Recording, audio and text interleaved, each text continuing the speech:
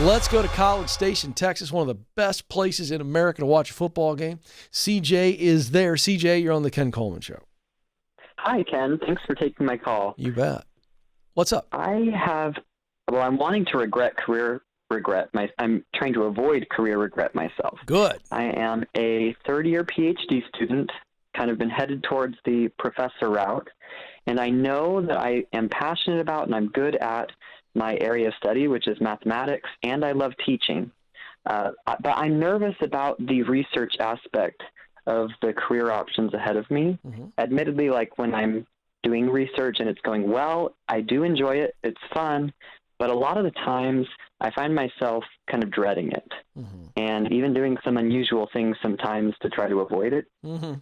Interesting. Now, give me an example. Be more. I understand what you're saying, but be more specific of you doing research for your career. Are you talking about research for all of the different places where you could be a math teacher or math professor, and you just kind of get all hung up on that? You're trying to avoid that? Is that what you mean by research?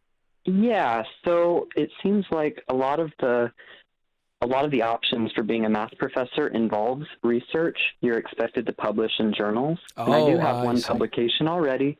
And so it's developing new mathematics for me.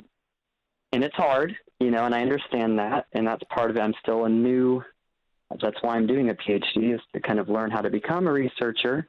But I really am passionate about the teaching. So I'm okay. Great. So yeah. Who says? Okay. So this is interesting. I'm really glad you called.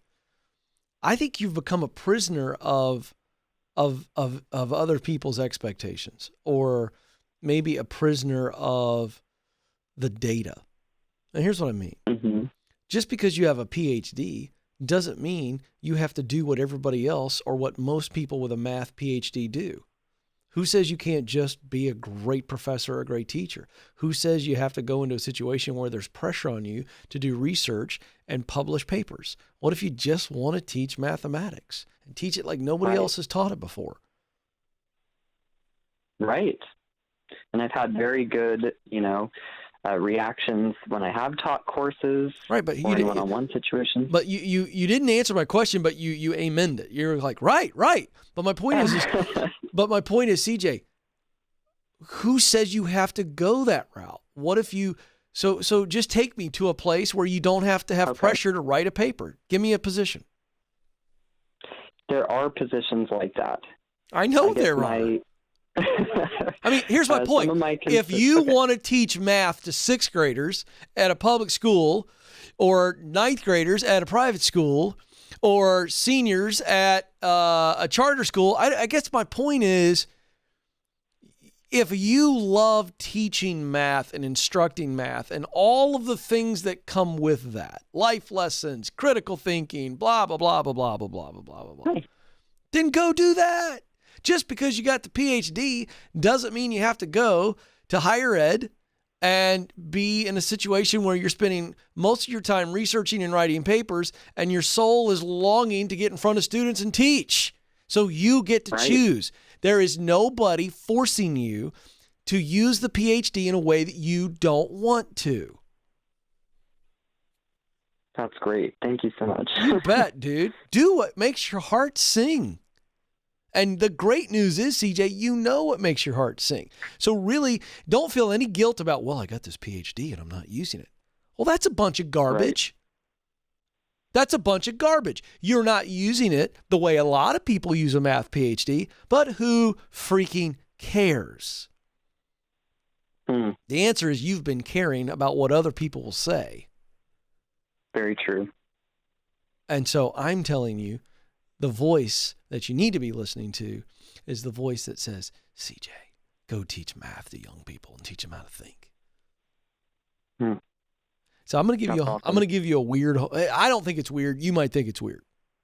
Okay. Cause you're a young guy, but I'm going to give you a homework assignment, and it involves watching a movie. You ready? Sure. I want you to watch Dead Poet Society this week, preferably tonight. Okay.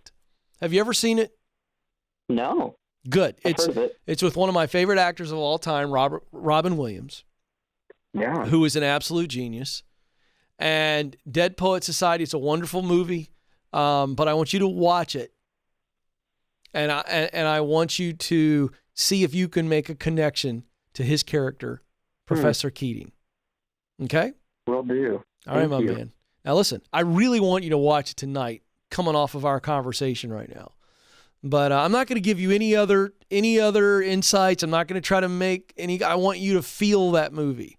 But I want you to really see if the conversation we had today and watching that movie and his character specifically, if that really crystallizes your heart, okay? If that resonates with me. Hey, the movie is great homework assignment. Thank you. I know. Listen, get yourself a bag of popcorn while you're at it. Now, here's what I want you to do. Right. Here's what I want you to do.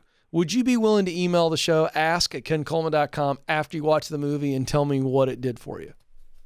Yeah. All right. And in doing so, you're giving me permission to tell the audience, but I want to give them an update. Thank you. I'm really excited to see what happens. We'll see if my experiment works, Joe. And CJ, thank you for being open to my interesting homework assignment.